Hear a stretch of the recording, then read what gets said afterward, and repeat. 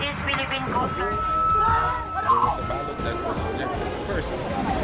Live mula sa GMA Network Center, ito ang 24 Oras. Magandang gabi po, Luzon, Visayas at Mindanao. Sinalakay ng mga otoridad ang isang iligal na paggawaan ng mga paputok sa Cabuyao, Laguna. Wala na ngang permit, nagkalat pa ang mga upos na sigarilyo. Delikado, lalo't minsan ang may sumabog sa lugar at may mga nasawi pa. Siyam ang arestado sa raid habang sinagip naman ang mga nagtatrabahong menor de edad. At nakatutok si John Consulta, exclusive. Sa surveillance video ng PNP Regional Intelligence Division 4A, makikita ang ilang lalaki habang nakabreak sa isa umanong iligal na paggawaan ng paputok sa Cabuyao, Laguna. Ang lugar ang target sa nakuwang search warrant ng Calabarzon Police. Dahil paggawaan ng paputok ang pupuntahan, kinolekta muna ang mga lighter at sigarilyo mula sa operating units para makaiwas sa peligro. Pagdating sa pakay na compound,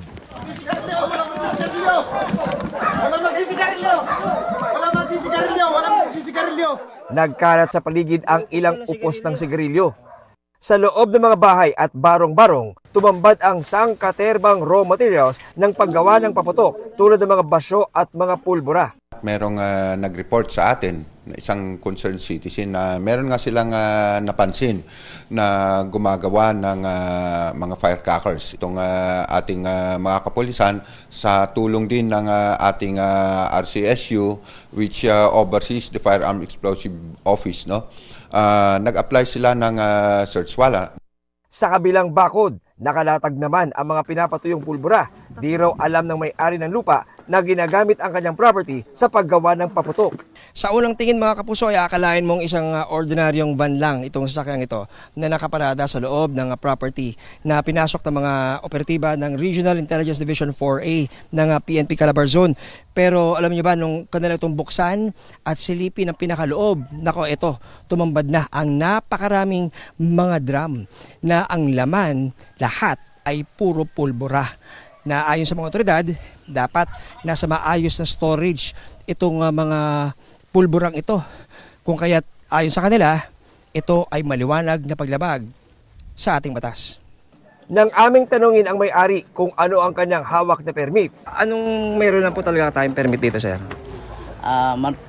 Yung dealer at saka retailer. Retailer. Sa manufacturing, sir? Hindi pa nalabas siya sa karami eh. Wala pa kayong permit ng manufacturing? So bakit kayo tayo gumagawa, sir, kung wala pa kayong permit ng manufacturing? Hindi kami naman po nag-iingat dito sa mga distansya. Ang ni-raid na compound ng mga pulis ang siya ring lugar na sumabog noong February 2024 dahil sa paggawa ng iligal na paputok. 6 ang namatay sa insidenteng iyon, kabilang ang isang 4 na taong gulang na bata. Malaking pasasalamat po sa ating kapulisan sa mabilisang aksyon na nagsagawa po sila agad ng search warrant po dito sa area na ito. Kaya po para rin po natin maiwasan na hindi na po maulit yung nangyari na maraming nagbuhis ng buhay sa illegal na paggawaan po ng paputok. Siyam ang arestado sa operasyon habang sinamsam naman ang lahat ng mga materyales sa paggawa ng illegal na paputok. Bistado rin ang pagtatrabaho rito ng ilang minor de edad. Ako'y nananawagan sa ating mga kababayan na kung meron silang napansin, no, ipagbigay alam kaagad nila sa ating mga kapulisan. All of the reports, no, iti-treat natin with full confidentiality. Para sa GMA Integrated News, John Consulta, nakatutok 24 oras.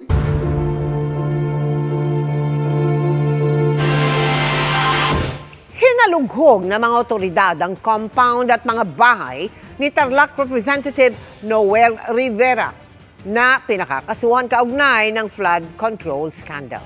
Pero ang search warrant ay para sa kasong illegal possession of firearms. Nakatutok live si Chino Gaston.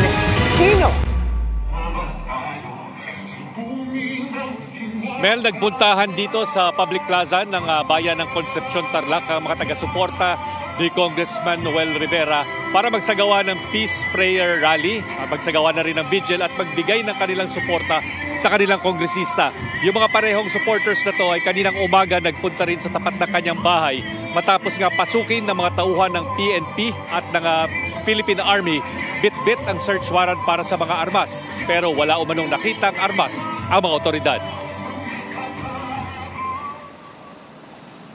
Madaling araw kanina nagtipon-tipon ang mga tauhan ng PNP CIDG, Intelligence Service ng AFP, PNP Special Action Force at Philippine Army.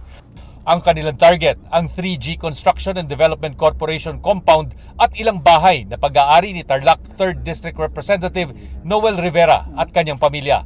Mula Campo Crame, tumulak ang grupo papuntang Concepcion, Tarlac. Ayon sa kampo ng kongresista, dakong alas 5 ng umaga, pinasok ng mga otoridad ang compound at kasunod nito ang bahay ni Rivera at bahay ng kanyang anak. Mahigpit ang seguridad at maging media, bawal lumapit kahit sa gate. Nang mabalitaan ang pangyayari, nagtipon-tipon ang mga taga-suporta ni Rivera sa labas ng kanyang bahay. Pero hindi sila pinalapit ng PNP SAF. Sa labas ng gate, kita ang mga nakakulay asul na mga tauhan ng PNP CIDG. Nakabantay din ang isang truck ng mga sundalo at mga van ng PNP SAF. Pasado alas 12 ng tanghali, pumasok na ang coaster ng PNP at sinundo ang mga tauhan ng CIDG. Habang isa-isang nagsialisan ang mga pulis at sundalo,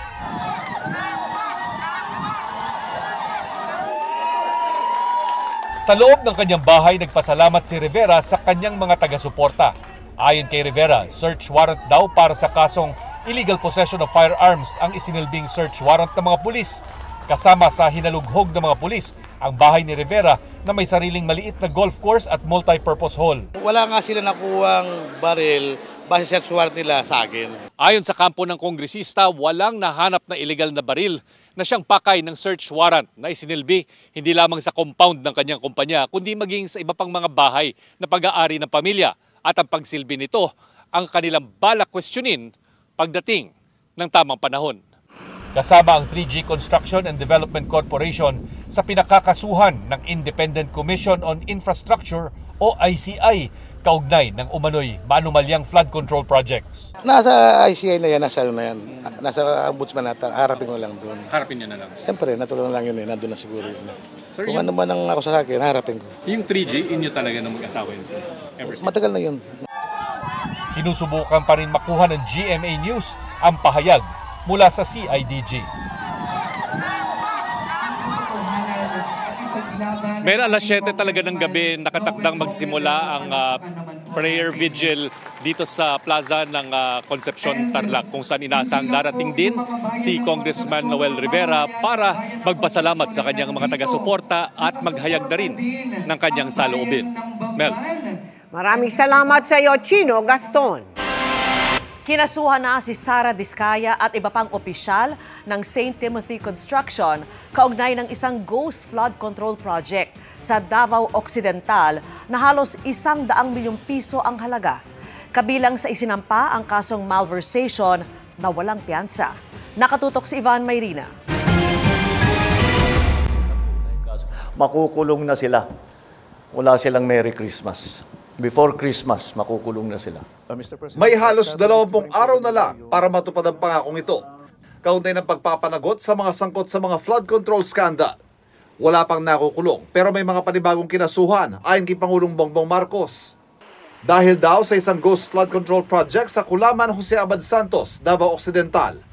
Kabilang dyan si Sara Diskaya at Maria Roma Angeline Rimando, mga opisyal ng St. Timothy Construction Corporation. Ito ay may halaga na halos 100 milyong piso at ipinagkaloob noong 13 January 2022 sa St. Timothy Construction Corporation. Ayon sa investigasyon, ang proyektong ito na sinasabing natapos noong 2022 ay hindi kailanman nasimulan.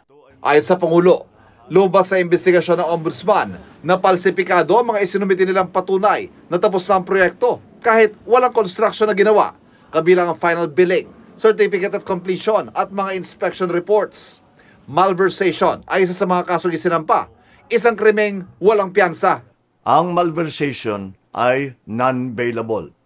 Mabigat ito dahil hindi nila mababayaran ang kanilang paglaya. Pag naisampa na ang mga kasong ito sa korte, ang susunod na hakbang ng judiciary ay ang paglabas ng arrest warrant para sa mga pinangalanang individual. I have directed DILG and the PNP to ensure that they know the whereabouts of Diskaya at nung iba pa para paglabas ng arrest warrant ay maaresto sila kaagad. Ayon sa Ombudsman, isasampang reklamong kriminal sa Digos City Regional Trial Court. Bukod kay Diskaya at Rimando, dawit din ang mga opisyal ng DPWH Davao Occidental District Engineering Office, kabilang kanilang District Engineer at Assistant District Engineer. Damay din at suspendido na ang mga Section Chief, Project Engineer at Inspector ng DPWH. Sinusubukan naming hinga ng pahayag ang mga kinasuhan. For the same behavior, the DPWH Davao Occidental officials involved are likewise preventively suspended for a period of 6 months. Ito ay kalawang malaking kasong isinampa kaugnay ng flood control scandal. Pero marami pang nasa proseso ng investigasyon at pangangalap ng ebidensya ayon sa Ombudsman. Muling pangako ng Pangulo. Umpisa pa lang ito. Marami pa tayong ipapakulong at marami pang magpapasko sa kulungan. Para sa GMA Integrated News, Ivan Mayrina, nakatutok, 24 oras. Ipinasasara ng lokal na pamahalaan ng Pasig ang 9 na kumpanya ng Pamilya Diskaya kabilang ang St. Gerard Construction. Binawi na ng City Hall ang mga business permit ng mga Diskaya dahil sa mahigit 1 bilyong pisong buwis na hindi nabayaran. Wala rin umanong occupancy permit ang mga kumpanya na kinakailangan para masigurong ligtas at legal ang paggamit sa gusali. Kinansela rin ng Philippine Contractors Accreditation Board ang lisensya ng mga kumpanya na nangangahulugang hindi na sila pwede sa anumang contracting activities. Ramdam na ang bagsik ng bagyong Wilma sa Eastern Samar na nasa signal number 1. Binaha ang ilang lugar doon at may banta rin ng daluyong o storm surge. Mula sa bayan ng Giwan sa Eastern Samar, nakatutok live si James Agustin. James! Emil, banta ng storm surge o daluyong binabantayan ng mga otoridad sa 45 barangay. Dito po yan sa bayan ng Giwan sa Eastern Samar. Sa iba pang bayan na naikutan natin, nagpatupad na ng preemptive evacuation. May mga barangay din na nakaranas ng pagbaha.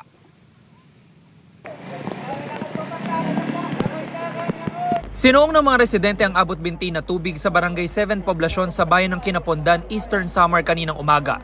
Baha ang dulot ng umapaw na ilog matapos ang walang tigil na buhos ng ulan sa Magdamag na dala ng bagyong Wilma. Tulong-tulong sa paglalagay ng lubid para magsilbing gabay ng mga residente sa malakas na agos. May mga gumamit din ng bangka.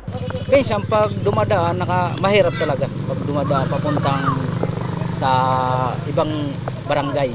Pag mabaha, tsaga-tsaga, minsan tumutulong sa mga rescue, paglilikas. Kabilang ang lugar sa 7 flood-prone barangay sa binabantayan ng Municipal Disaster Risk Reduction and Management Office. Nakahanda na rin sila kung may kakailanganing ilikas sa mga residente. Yung barangay 7 kasi catch basin, mababa silang barangay. Kaya pag umuulan, yung nga sabi ko, pag 4 na oras na umulan, talagang baba na dyan. Sa barangay 5, barangay 1, baba sila pag katulad nga may bagyo dahil talaga marami ang tubig. Sa bayan ng Giwan, hindi na pinapayagan na makapalaot ang mga mangingisda simula pa kahapon dahil sa banta ng bagyo. Kaya tabi-tabi ang mga bangka na nakatali sa dating daungan sa Barangay 6.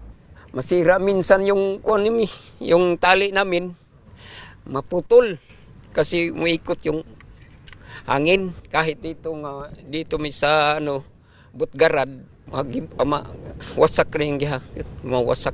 Bukod sa pagtatali, ipinatong ni Mario ang kanyang bangka sa improvised na balsa. Yung panahon kasi pinsan dagat, yung hangin. Kaya pumupunta dito, tinitingnan ng mga bangka kung okay ba ang pagkalagay. Kasi kung hindi mo titingnan, baka yung minsan puno ng tubig o sa tabi, sa dagat. Dahil hindi makapalaot, problemado ang mga mangingisda dahil ilang araw na silang walang kita. Mahirap talaga. Pero pinipilit lang namin kasi may pamilyado man. Wala naman kung kapuntahan. Naghahanda na rin lumikas sa mga residente na nakatira sa tabing dagat. Gaya ni Annalyn na ibinalot sa plastik ang mga damit ng kanilang pamilya. Minsan na raw nawasak ang kanilang bahay. karanasang nag-iwan sa kanila ng paalala na maging laging handa tuwing may bagyo. Pag pumupunta dito ang taga-barangay, sinasabi na kailangan ng lumilikas talaga kami agad. Lalo na pag malakas yung alon, tapos pag may bagyo, nakabot talaga kami ng dagat. Tapos minsan din po pag nagsisira yung bahay namin. Ayon sa lokal na pamahalaan, 45 barangay ang binabantayan nila sa banta ng storm surge o daluyong. Ang mga barangay officials are already instructed to monitor these people. Kung sakali kailangan nilang lumikas, gagawin po natin ang paglikas sa kanila. Hiningi po natin sa ating mga kababayan na magtulong-tulong po tayo para maiwasan po yung mga sakuna. Sa bayan ng Balanghiga, nagpatupad ng preemptive evacuation sa 2 barangay. Lumikas ang ilang residente sa kanilang mga kaanak at temporary shelter. Naka-standby na ang rescue boat at iba pang search and rescue equipment gaya ng mga life vest at salbabida. Sabi ng LDRMO, ulan at shearline na binabantayan nila na posibleng magpabaha sa ilang barangay. Pag masyado yung malakas yung ulan at yung torrential rain na ilang days at ilang hours din, pag yan ng high tide, sinalubong ng high tide kasi malaki yung estuary namin dyan, hindi makakaagos yung Balanhirga River from upstream papunta dito, sasalubungin sila. Kaya nagkakaroon ng mga flooding, yan yung surface flooding lang namin dito sa coastal barangays.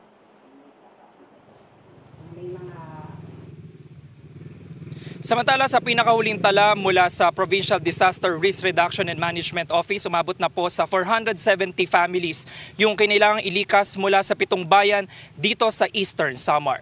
Yan muna ilitas mula po dito sa bayan ng Giwan. Balik sa iyo, Emil. Maraming salamat, James Agustin. Pasok sa itinakdang maximum suggested retail price ng Agriculture Department ang panindang karning baboy at carrots sa isang pamilihan sa Quezon City. Pero sa Pasig, aminado na hindi makasunod ang ilang nagtitinda dahil mahal nila ang puhunan. Nakatutok si Tina Panganiban Perez. Mismong si Agriculture Secretary Francisco Chu Laurel ang nag-inspeksyon sa Mega Q-Mart sa Quezon City sa unang araw ng pagpapatupad ng maximum suggested retail price para sa carrots at karneng baboy. 100 per kilo ang bentahan ng carrots doon, mas mababa sa 120 pesos kada kilo na MSRP.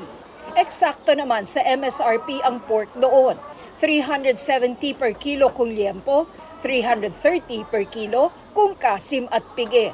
Mas mura ito sa presyo kahapon. Base sa ikot namin, ay para sumusunod lahat ngayon sa presyo. The challenge is tomorrow pareho pa rin ba? Sir, possible na binabaan nila because they know you will be here today? There's always that possibility, no? Pero sa Pasig Market, lagpas MSRP ang presyuhan. Nasa 140 hanggang 160 pesos ang kada kilo ng carrots. Nasa 400 hanggang 420 pesos naman ang kilo ng liempo. Git ng mga nagtitinda, hindi nila kayang sumunod sa MSRP dahil mataas ang kanilang puhunan. 120 hanggang 200 pesos naman ang kilo ng sibuyas dito sa Pasig Market. Wala mang MSRP para sa sibuyas, nagduda si Chu Laurel kung tama ang presyo. Nagsinungaling umano kasi ang isang nagtitinda nang sabihing local onions ang binebenta. Halos wala na stocks na ganun local onion. Kung may production na sobrang liit. So majority niyan na maliit na red onion is imported. Kung imported yun, nabili lang nila ng wholesaler or trader 60, tapos ipapasa ng 170, 180, that's profiteering. Ang trabaho lang namin dito, magtinda. Hindi namin alam kung imported ba yan, kung ano, kung pan. Kakaunti naman ang mga nagtitinda ng galunggong na umabot na sa 300 pesos ang kada kilo. Sa imports natin of sea fish, delayed yung pagdating due to many factors beyond our control. Kahit mahal, meron pa ring bumibili. Kailangan fresh para masarap siya. Yung galunggong mahal po ngayon. Oo nga, pero gusto ko maliliit pang paksiw. Kung nagtitipid, meron namang mas murang mga isda, pero pwede rin ang manok na mas mura rin sa halagang 190 hanggang 200 ang buo. Bagsak ko ang farm gate ng manok So parang in a way, pinopromote ko rin yung manok na lumaki yung demand kasi nga mahal nga yung galunggong. Sumama rin sa inspeksyon ng Food and Drug Administration na may nakita agad na mga paglabag. Medyo katakataka yung labeling pati yung bottling. Hindi natin alam yung kalidad ng mantika. Halimbawa, may health risk sa inyo. Kukumpiskahin o seselyuhan ng FDA ang mga ganitong produkto para hindi na maibenta sa publiko. Ang mga sangkot, posibleng pagmultahin ng hindi bababa sa 50,000 pesos o makulong ng 6 na taon o maharap sa kasong kriminal. Para sa GMA Integrated News, Tina Panganiban Perez, nakatutok 24 oras. Bumagal po ang pagmahal ng mga produkto at serbisyo sa bansa o inflation nitong Nobyembre. 1.5% ang ibinagal nito ayon po yan sa Philippine Statistics Authority o PSA. Mas mabagal yan kumpara sa 1.7% noong Oktubre at 2.5% noong November 2024. Ayon sa PSA, pangunahing dahilan ng pagbagal ng inflation ang mabagal na pagmahal ng pagkain at mga non-alcoholic beverage. Mahigit 10 beses nang inoperate ng MMDA pero pabalik-balik ang mga sagabal sa kalsada sa isang bahagi ng Taguig City. Sinata sila para hindi na magpalala sa Christmas traffic pero may ilang umalma. Nakatutok si Marisol Abduraman. Kanya-kanyang pulasan ng mga sasakyang iligal na nakaparada sa C5 East Service Road sa Taguig nang dumating ang MMDA. Pero may mga driver o rider na naabutan at natiketan.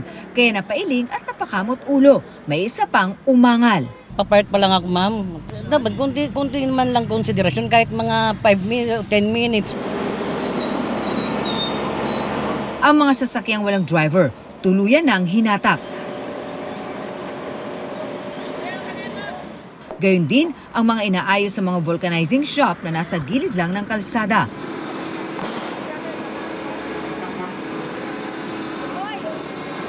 Sinita rin ang mga driver ng mga sasakyan na nagpapaayos lamang dito sa gilid ng kalsada sa East Service Road dito sa may mga vulcanizing shop pero hindi na umaandar ang mga ito kaya hinatak na ng MMDA. Kumaripas naman ng takbo ang motoristang ito nung makitang nasa harap na ng kanyang nakaparadang sasakyan ang mga tauhan ng MMDA. Kumaripas ka sa takbo, mama. Oo, kasi sabi ko, bumili lang ako sa pichi-pichi, mama. Ito ba ngayong binili ko babayaran ko pa Ma'am, ano po, kasi service mo. Yes po, bawal po pumarada. Ha? Bumili lang po. Opo. So since nandiyan naman yung driver, we just issued them a ticket of attended illegal parking. Baka pwede naman hindi na ako tikitan, sir. Pero kahit anong pakiusap niya, tinuluyan pa rin siya ng MMDA. Sobra na nga sila. Sobra, saglit na nga. Utakbo na nga ako, bumili nga lang ako, tatikitan na agad. Tinikitan din ng isang rider na nakatsinelas lang. Bakit kailangan nakatamang sapatos? Bakit? Para po safety. Bawal din ang kawalan ng helmet ng angkas niya, pero pinalagpas na, binigyan pa ito ng helmet. Napababa yung violation ko. Isa pa nagkaroon ako ng helmet.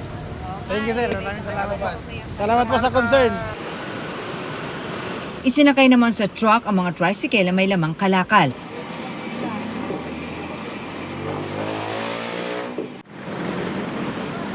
Mangiyak-iyak naman ang mag-asawang ito nang gibain ng mga taga-MMDA ang kanilang tindahan sa bangketa. Ano tinitinda nyo? Kape lang. Wala man ako hanap buhay, ma'am. Ito lang naman talaga. Anong pambili ko ng maintenance? Pagkain. Wala nang tatagat sa akin ng trabaho, matanda na ako. Mahigit 10 beses na raw inoperate ng MMDA itong kahabaan ng East Service Road dito sa C5 pero paulit-ulit pa rin daw ang violation ng mga motorista dito. Service road is not meant to be used as a parking. Ang ginagamit yan as an alternate channel dito sa kahabaan ng C5. Babalik-balikan po natin yan, maging consistent po tayo. Nagtakbuhan din papalapit sa kanilang mga motorsiklo ang mga rider na ito sa JP Rizal, Makati. Pero naharang sila ng MMDA. Kanya-kanya namang ligpit na mga mesa at upuan ang mga kainan sa bangketa. Sa kabuuan, 23 sasakyan ang nahatak ng MMDA. 39 naman ang natiketan. Para sa GMA Integrated News, Marisol Abduraman. Nakatuto, 24 oras.